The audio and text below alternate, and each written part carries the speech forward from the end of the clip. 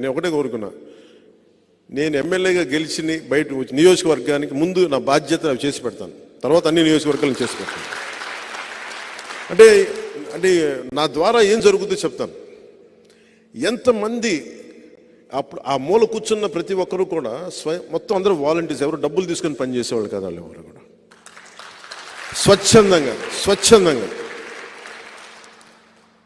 మాకేదో ఒక తపన, అందరికీ నలిగి ఏదో తపస్సు, ఒక తపనతో వచ్చారు అందరూ.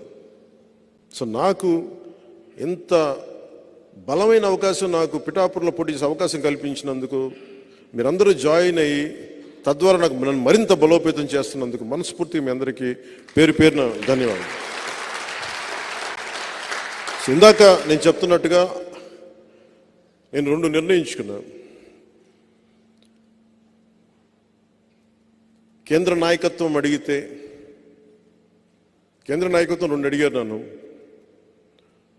నువ్వు ఎమ్మెల్యేగాను పోటీ చేయాలి, ఎంపీగాను పోటీ చేయాలని. నాకైతే ఎమ్మెల్యేగానే చేయాలనుంది. రాష్ట్రానికి ముందు పనిచేసి తర్వాత దేశం కోసం ఆలోచిస్తాను.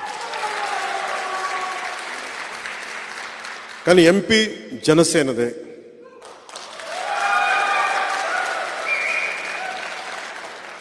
ఉదయ్ నా కోసం ఇంత త్యాగం చేశాడు కాబట్టి ఉదయ్ని ఎంపీ క్యాండిడేట్గా పంపిస్తాను.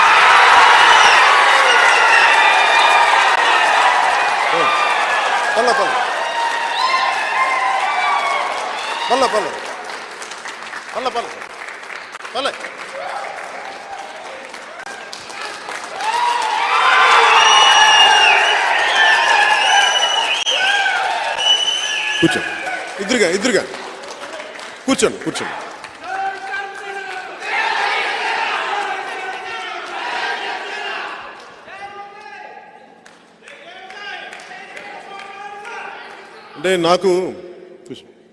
అంటే నాతోటి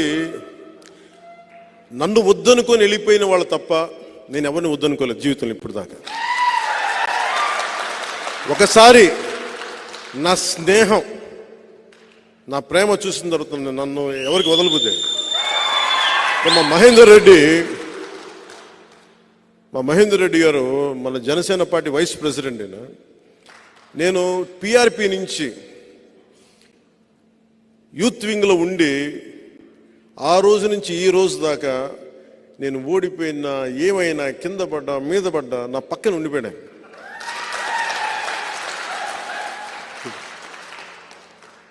ఆయన ఎందుకు చెప్తున్నానంటే, నేను భావజాలం మాట్లాడను, సాధిస్తాను, దాన్ని సాధనలో పెడతాను దాన్ని. సో ఇది కాకినాడ పార్లమెంటు భారీ మెజారిటీతో గెలవాలి మనం. ఉదయ్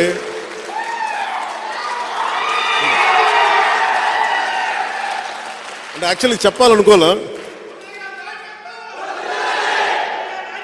ఉదయ్ లేదు మావాడు నా ఎసరు పెట్టవు కదా భవిష్యత్తులో సరదాగా. లేదు, నాకు ఒక బ్రదర్ లాంటి తను, తమ్ముడు లాంటి నాకు. అందుకనే పవన్ కళ్యాణ్ అయ్యాడు.